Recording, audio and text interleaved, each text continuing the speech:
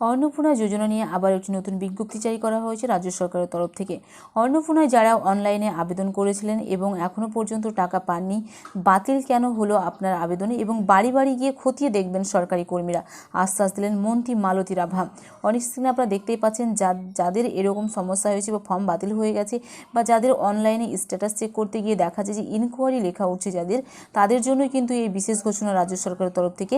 এবার রাজ্য সরকারের তরফ থেকে এমনটাই সিদ্ধান্ত নেওয়া হয়েছে যে যাদের ফর্ম বাতিল হয়ে গেছে বা যাদের ডকুমেন্টস ভেরিফাই হচ্ছে, তো তাদের বাড়ি বাড়ি গিয়ে খতিয়ে দেখবেন সরকারি যারা আধিকারিক রয়েছেন বা কর্মী রয়েছেন, তারা এসে কিন্তু ভেরিফাই করবে বাড়িতে এসে, এমনটাই কিন্তু ঘোষণা করেছেন রাজ্য সরকারের তরফ থেকে। তো এই যে আপনাদের ফর্মগুলো বাতিল বা ইনকোয়ারিতে যে বা ভেরিফিকেশনে রয়েছে, তার জন্য কিন্তু আপনাদের প্রত্যেকের বাড়িতে বাড়িতে আশা কর্মী বলেন বা সরকারি কোনো আধিকারিক বা যে কোনো কর্মী হতে পারে, আসবে, এসে আপনাদের সমস্ত কিছু ভেরিফাই করে যাওয়ার পরেই কিন্তু এই প্রকল্পের সুবিধা আপনি সরাসরি অ্যাকাউন্টে পেয়ে যাবেন, এমনটাই কিন্তু জানানো হয়েছে। চিন্তার কোনো কারণ নেই বলে রাজ্য সরকারের তরফ থেকে জানানো হয়েছে। রাজ্যের মহিলাদের জন্য এই বিশেষ বার্তা বলে জানানো হয়েছে। আজকের এই ভিডিওতে আপনাদেরকে বিস্তারিত জানাবো যে রাজ্য সরকারের তরফ থেকে এ নিয়ে বিস্তারিত কি জানানো হয়েছে। অন্নপূর্ণার টাকা না পাওয়া নিয়ে যে ক্ষোভ বিক্ষোভ চলছে তা নিয়ে মন্ত্রী মালতী রাভা রায় জানিয়েছেন যে কী কারণে আবেদন করার পরেও তা বাতিল হয়ে গেল বা অযোগ্য বলে বিবেচিত হলো, সে নিয়ে বাড়ি বাড়ি সার্ভে চলবে তাদের সরকার। এমনটা কি যারা বাদ চলে গেছে বা যাদেরকে বাতিল করে দেওয়া হয়েছে তাদের জন্যই কিন্তু বাড়ি বাড়ি আবার নতুন করে সার্ভের কথা ঘোষণা করেছেন। কেউ পেয়েছেন এই প্রকল্পের টাকা, আবার কেউ পাননি। অর্থ ব্যয় করে ফর্ম পূরণ করে জমা দেওয়ার পরেও অ্যাকাউন্টে অন্নপূর্ণার টাকা নেই। এই নিয়ে জেলায় জেলায় ক্ষোভে ফেটে পড়তে দেখা যাচ্ছে মহিলাদের।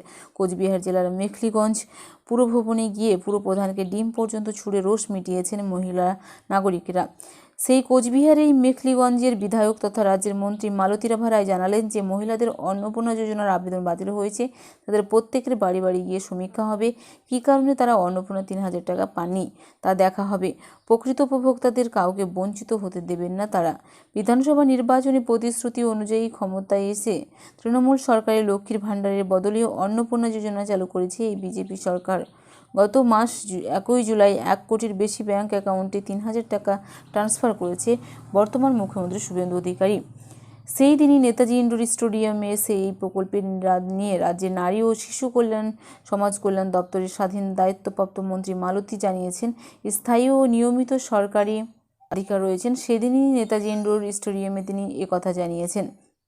এই প্রকল্পের আওতায় টাকা পাবেন না।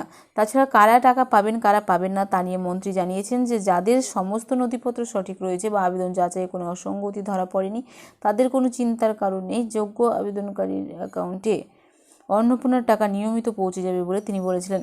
এই প্রকল্পের উদ্দেশ্য হলো মহিলাদের নীরব পরিশ্রমকে সম্মান জানানো। তারপরে এসডিও বিডিও জিপিতে এগুলো তদন্ত করতে বলেছি। কী কারণে আবেদন বাতিল হলো, কেন রিজেক্ট হলো সেটা দেখা হবে। এ নিয়ে মুখ্য সচিবের সঙ্গে আমাদের একটি বৈঠক হয়েছে। আর বিক্ষোভ প্রসঙ্গে মন্ত্রীর মন্তব্য, কারা কারা খুব বিক্ষোভ দেখাচ্ছেন সেটাও দেখতে হবে। কিন্তু যারা প্রকৃত যোগ্য তারা এই প্রকল্পের আওতায় আসবেন। শনিবার বাঁকুড়ার শালতোড়ার বিজেপি বিধায়ক চন্দনা বাউরি অভিযোগ করেছেন, তার বিধানসভা এলাকায় বেছে বেছে তৃণমূল পরিবারের মহিলা সদস্যদের অন্নপূর্ণার টাকা পাইয়ে দেওয়া হচ্ছে, আর তার নৈপথ্য বাকি রয়েছেন বিডিও অফিসের ডেটা এন্ট্রি অপারেটররা। এ নিয়ে মন্ত্রী দিলীপ ঘোষের কাছে তিনি দরবার করবেন বলে জানিয়েছেন তিনি।